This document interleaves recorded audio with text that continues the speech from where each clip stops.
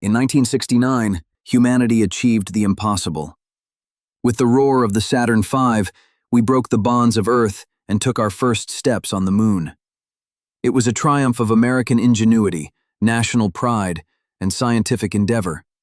It was the peak of the space race, but every glorious success casts a shadow. Because the engine that drove that monumental achievement wasn't born in the optimism of the 1960s. It was born in the darkness of war, conceived by Nazi scientists, and designed for terror.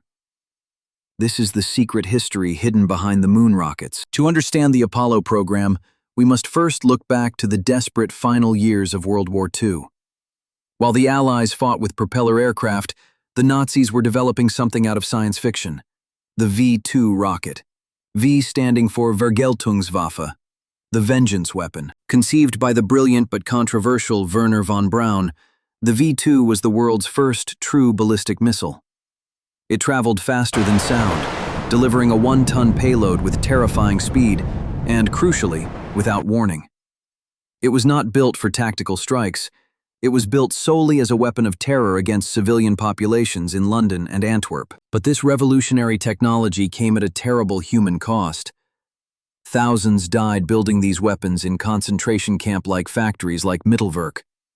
The same engineer who dreamed of space was simultaneously overseeing a system of slave labor. As the Third Reich crumbled, a new conflict began: the intellectual Cold War. Both the United States and the Soviet Union scrambled to seize Germany's most valuable asset, its scientists. The U.S. initiative was codenamed Operation Paperclip. The mission: to secretly exfiltrate over 1,600 German scientists, engineers, and technicians to the United States before the Soviets could claim them. Ethics and moral history were placed secondary to technological advantage. Wernher von Braun was the ultimate prize.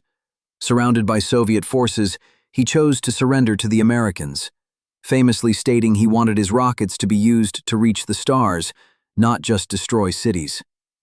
He and his team were quickly moved to Fort Bliss, Texas. The slate was wiped clean. Their past affiliations were neatly tucked away in an intelligence file, secured by a paperclip. Within a decade, the man who designed the terror weapon was now leading the U.S. Army's rocketry efforts in Huntsville, Alabama.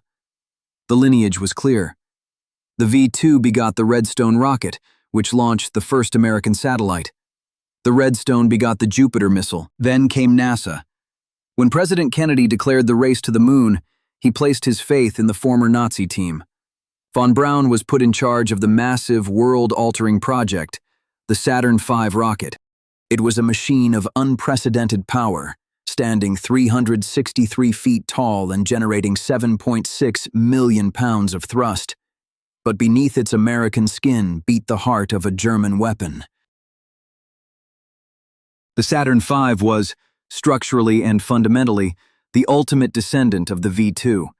The same principles, the same core genius, applied to a 100-fold scale. Von Braun successfully delivered the machine that would beat the Soviet Union and fulfill his own lifelong dream of space exploration. The irony is devastating. The technology born of totalitarian destruction became the symbol of democratic exploration. America won the space race, but only by inheriting a crucial and ethically fraught legacy. Can science ever be separated from its source? Did humanity's greatest technological achievement come at too high a moral price? And if you want more shocking secrets from history, don't forget to like and subscribe.